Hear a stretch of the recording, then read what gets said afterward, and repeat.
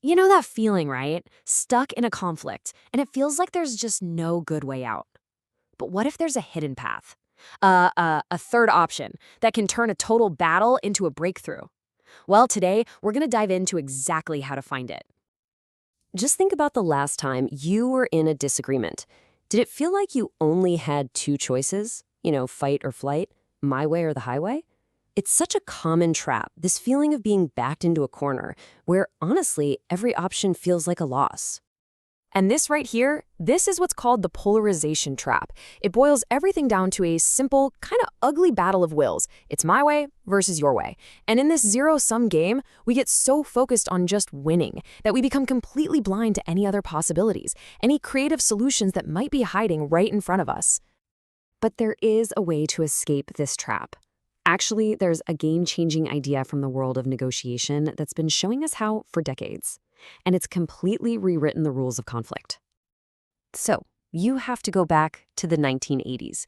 The entire world of negotiation got turned upside down by this new concept called interest-based negotiation. It was popularized in the huge book, Getting to Yes, and it basically shifted the whole focus from digging in and defending a position to instead solving a problem together. The famous orange example illustrates this perfectly. So picture this. Two chefs both want the last orange. The obvious solution, the compromise, is to just cut it in half, right? But the real breakthrough, the magic, comes from one simple question. Why do you need it? And it turns out one chef just needs the peel to make some zest, and the other one wants the pulp to make juice. So all of a sudden, a 50-50 compromise becomes a 100-100 win. That is the third option. So, interest-based negotiation is all about looking past what someone says they want, I want the orange, to figure out the underlying interest. I need the zest. Just by asking why, you stop fighting over this fixed pie and you start looking for ways to actually make the pie bigger, creating value for everybody involved. Now, this rational, problem-solving approach sounds great in a boardroom, doesn't it? But what happens when the stakes are like life or death? What happens when raw emotion takes over and all that logic just goes right out the window? Well, just listen to this pretty stark warning from Chris Voss. He's the former lead international kidnapping negotiator for the FBI. In his book, Never Split the Difference, he basically argues that in these high-stakes, super emotionally charged situations, that traditional win-win mindset isn't just ineffective. It can be downright disastrous. So what's his alternative then? Well, he suggests we replace that focus on rational problem-solving with something he calls tactical empathy. This is not about finding common ground with logic. It's about understanding and influencing the emotions that are really driving the conflict. Now, tactical empathy isn't about being nice. It's not about agreeing with the other person.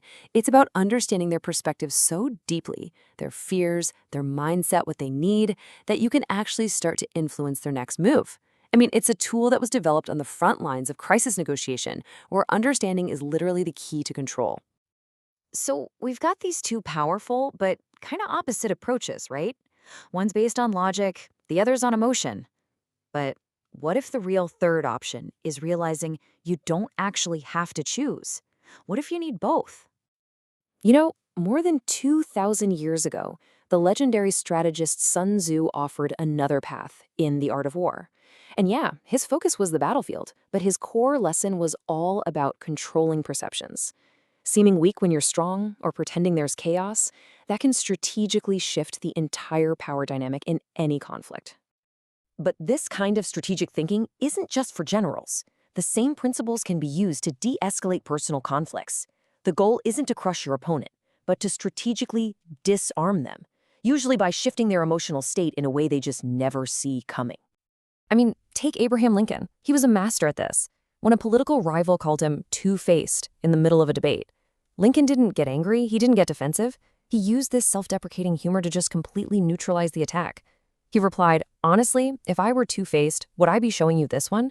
He totally disarmed his opponent, won over the crowd, and turned a potential weakness into a real strength. So let's pull all this together. We have collaboration, we have psychological influence, and we have strategic disarming.